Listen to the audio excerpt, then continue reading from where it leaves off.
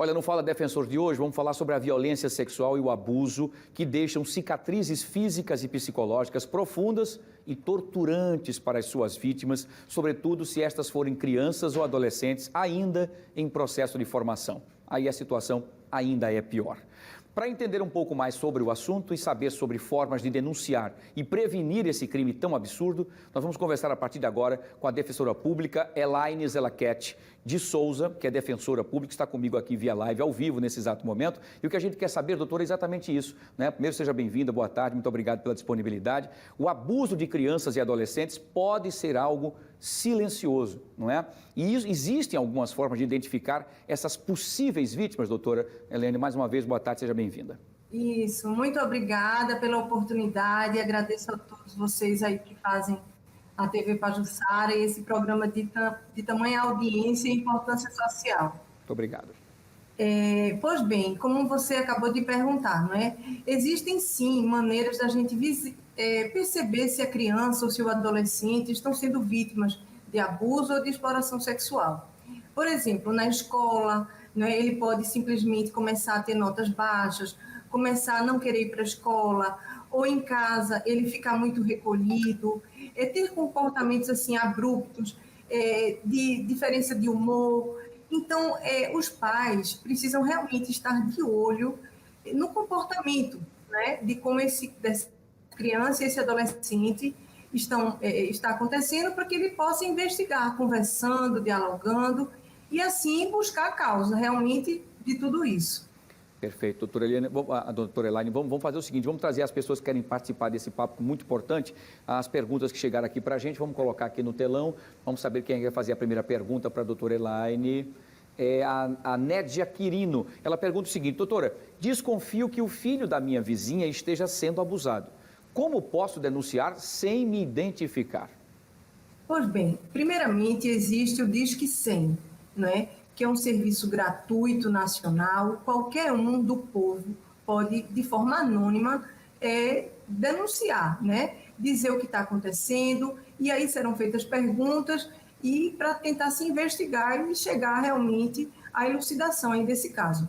Mas vale dizer que qualquer um do povo, né, pode buscar a Defensoria, o Ministério Público, o Poder Judiciário, o Conselho Tutelar, o CREAS, porque a rede de proteção à criança e ao adolescente, ela é multiportas. Então, é muito importante que todo mundo, não só pelo Disque 100, mas vá atrás das autoridades competentes.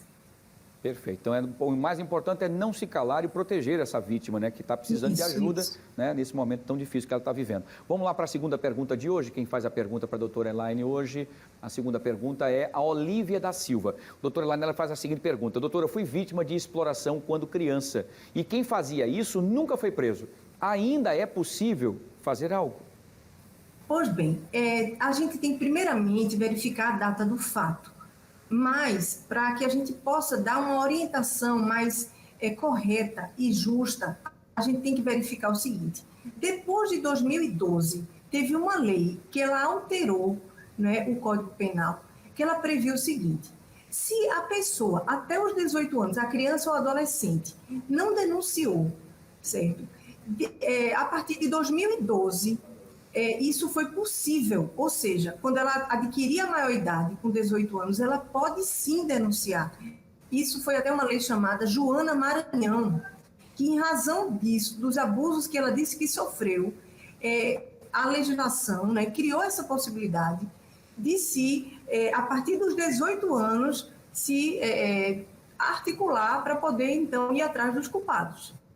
Então, tem que, primeiramente, observar a data do fato, mas é perfeitamente possível depois de 2012, entende? O mais importante é colocar a boca no trombone se você está se sentindo acuada, chateada. Não se calar, não se calar. Isso. Se sufocou durante esse tempo todo por algum motivo, bote a boca no trombone, se vai resolver ou não, mas pelo menos aquela pessoa vai ter o que merece, que é o importante, né, doutora? Isso. Muito bem. Vamos para a terceira e última pergunta de hoje, doutora Elaine. Vamos ver quem faz a pergunta para a doutora Elaine Souza. É a Maiara de Mendonça. Ela pergunta o seguinte: doutora Elaine, meu colega contou que foi abusado, mas tem medo de denunciar.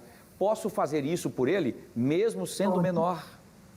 Pode e deve. Então, ele tem justamente toda uma rede de proteção não é, que vai acolhê-lo.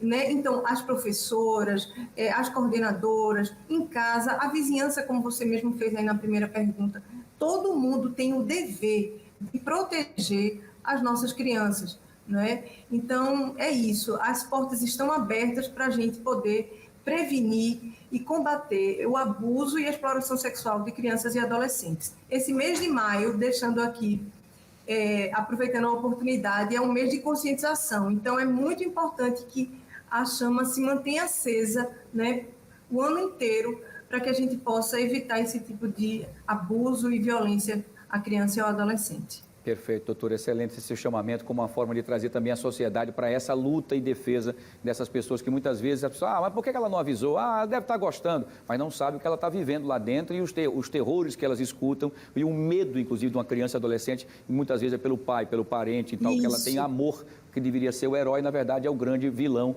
na história, na vida dele, né, doutora? Isso, exatamente. O perigo, às vezes, ele está ali rondando, né? Então, como eu disse, o responsável, ele tem que estar de olho mesmo, porque temos relatos, assim, bárbaros.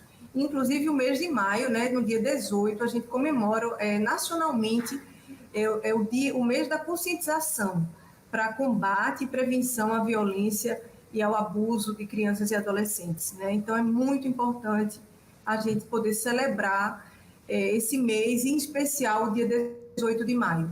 Perfeito, doutora. Bem lembrado aí, excelente iniciativa também de relembrar as pessoas para essa atenção redobrada para as pessoas que precisam no momento difícil que estão vivendo. Doutora Elaine, mais uma vez, muito obrigado pela sua participação, sucesso. Eu quem agradeço. E até a próxima, Obrigada. se Deus quiser. Boa tarde, sucesso, muito obrigado. A gente que agradece.